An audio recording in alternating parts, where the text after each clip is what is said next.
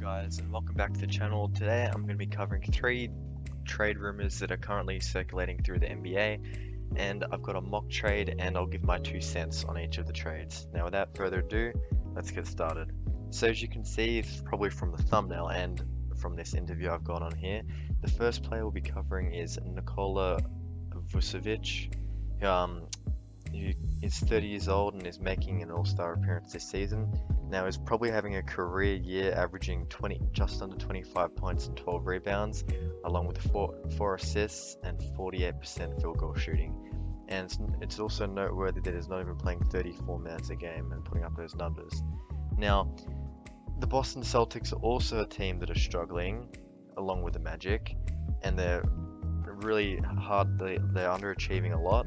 And it seems to me like they need to use their trade exception and need to be aggressive, and that the Magic should also look to move on from this era where they've kind of not been good enough to make it to the second round, and they've not really been bad enough to get draft picks that would be significant. So a trade like this would probably be a good fit. The Orlando Magic get a set of young players and draft picks with 2 guaranteed firsts and 1 with a pick swap. They get a second rounder, and of course Boston get that center that they've needed for quite some time. Now, I can understand from the Magic's perspective why they wouldn't want this trade to occur, but you have to look at it. He's 30, he's getting pretty old, he's kind of getting up there in age. The Celtics need him, and I guess he'll help them win some games. And for the return that you're getting, you can get some young guys with relatively high ceilings. You can get some good draft picks to already help with your draft picks that you own, so you basically double up on that. You get more draft capital as well, just like looking at what OKC can do, and you can commit to a rebuild, and you can focus on actually playing those young guys, the guys like Bamba, and when Isaac comes back, and Cole Anthony too, those kind of guys, focus on giving them some time, and you'll end up in a similar situation where like the Hawks, where you build up a relatively good roster made up of young players, and you become an option for veterans like Rondo and Gallinari, and you can put some wins together. So that's the first trade. Now the second trade I'm going to discuss is PJ Tucker going to a team which is a title contender, and that team is the Milwaukee Bucks. Now PJ Tucker's definitely getting old and is a very inconsistent, I guess, 3-point shooter.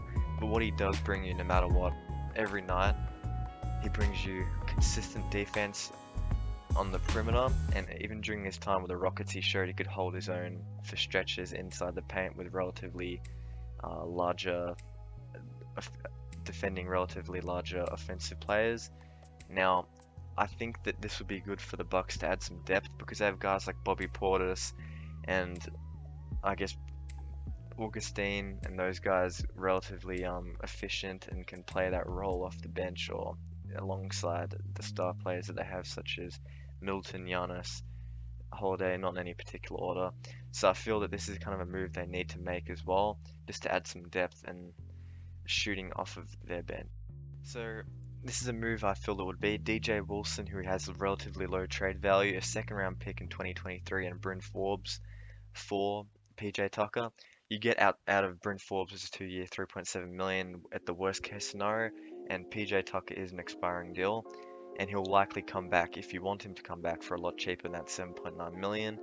So I feel that following their aggressive move to try and get Holiday, which they did, they need to kind of make these moves to make their roster better, because as we've seen, teams like the Nets have come out of the blue, teams like Philadelphia in and out of trade rumors, and regardless of that, you have teams like the Celtics are underachieving, and there's a lot of competition in that conference. It's very tight, so any move like this, the little moves that they can do that they don't have to give up too much to gain an asset that will help them, I think it's a move they have to make. And I know Giannis, is committed and stuff, but it's important to just continue building a winning kind of culture, and also bringing in guys like PJ Tucker who can help. Obviously, because you want to win, not just because you have Giannis secured and let's just not win. You want to win. And following that, we have the final trade, which is Victor Oladipo.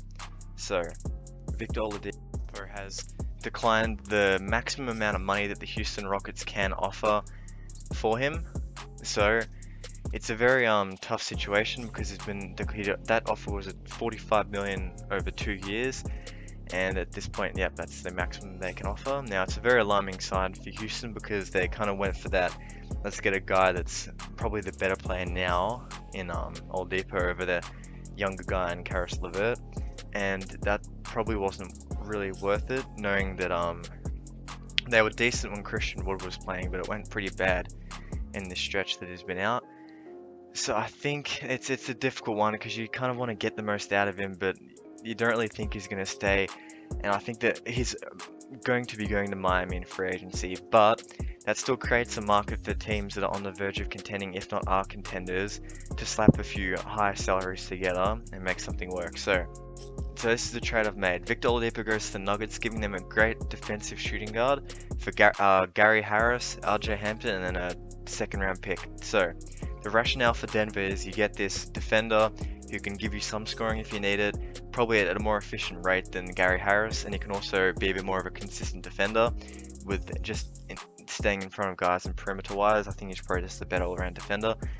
Then with the Rockets, you get Harris who might turn the corner for you, and for doing that and taking on the larger I guess the longer contract, you get the second round pick, and then RJ Hampton who you can chuck in for 20-30 minutes a night and see what happens, because Houston, you saw this with Harden as well, they're good at pretty even with Christian Wood, they're good at unearthing some guys that were decent, but this is a bit more of an extreme case, but can come through and really play a role. So we'll have to wait and see how this all goes and if all these trades occur. And if you liked the video, like it, please share and subscribe. Thank you.